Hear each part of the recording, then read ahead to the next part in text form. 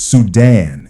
If someone says that right now, in the whole world, the worst situation is inside any country, then that country is Sudan. Just a few days had passed since the destruction and oppression in Gaza had paused. In fact, it hasn't even properly stopped yet.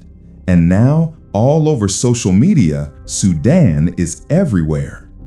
Yes, we all see the heartbreaking pictures from Gaza, Ukraine, and Syria, but what's happening in Sudan, it's happening so silently that the world has closed its eyes. A war where gold, power, and politics together have strangled humanity. In today's video, we'll tell you what exactly is happening in Sudan, who is fighting whom, and who are the innocent people dying. And most importantly, connection between the UAE and gold. So watch the video till the end and subscribe to the channel, because this story isn't just about Sudan, it's the story of the end of humanity. Sudan, once the largest country in Africa, but today it's deprived of half its land. In 1956, when Sudan got independence from the British, people thought that now would begin an era of progress and peace. Every time elections were held, they were made controversial somehow, and the army generals took over the government. In Sudan, the real power has always been with the men in uniform, not with the government. In 2011, Sudan was divided into two parts, which is now known as South Sudan. The reason? Oil and religion. In the north, mostly Muslims. In the south, mostly Christians. And this difference turned into a civil war. In 1989, a military general took power. His name was Omar al-Bashir. Omar al-Bashir ruled the country for 30 years.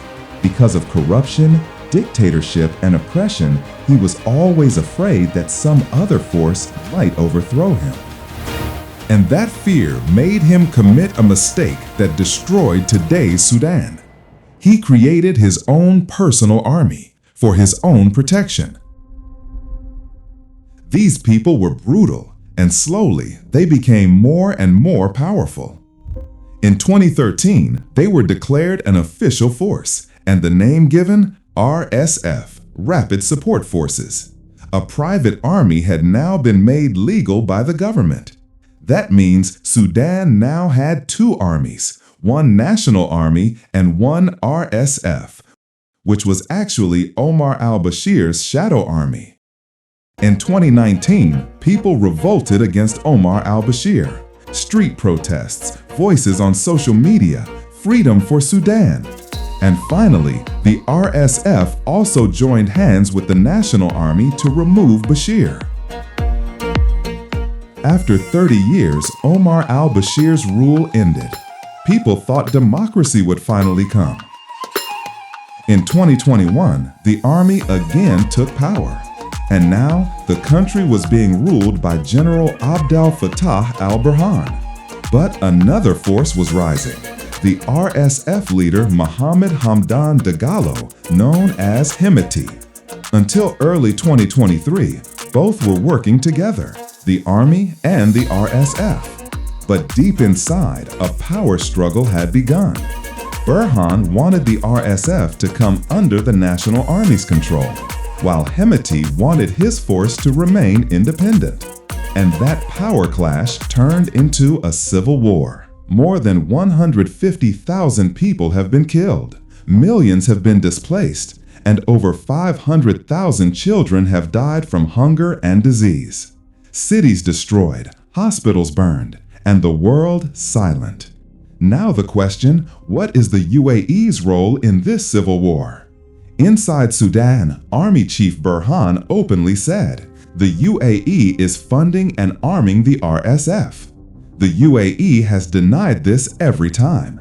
But international media reports say something else. The reason is gold. Sudan has the largest gold reserves in Africa, and most of that gold is found in areas controlled by the RSF, especially the Darfur region. The RSF sends this gold illegally to the UAE. In UAE's gold markets, that same gold becomes legal. The RSF receives in return money, weapons, and power, meaning the longer the war continues, the more gold keeps flowing out.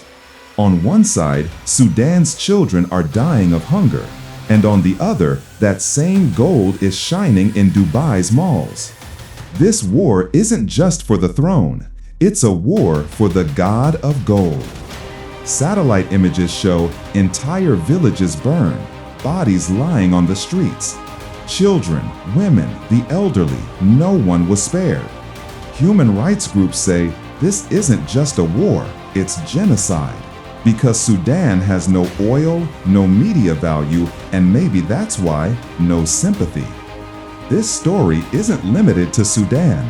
It's the story of a system where money, gold, and power are considered more valuable than human life. In Sudan, the people have suffered the most. The war is between the army and the RSF, but the people are dying. On one side, the RSF fighters, on the other, hunger and disease. And in between, the rich nations of the world who only care about their own gain. Today, the people of Sudan are asking only one question: aren't we human? Sudan's gold shines in the world's markets, but in the homes of those whose blood that gold came from, there is darkness. The world raised its voice for Gaza, held rallies for Ukraine, but for Sudan, silence. But you don't stay silent. If you found this video informative, please like and share it so that more people can know the truth about Sudan. And to see more hidden global stories like this, subscribe to the channel and press the bell icon, because speaking the truth is also a kind of war, and you too can be part of this war.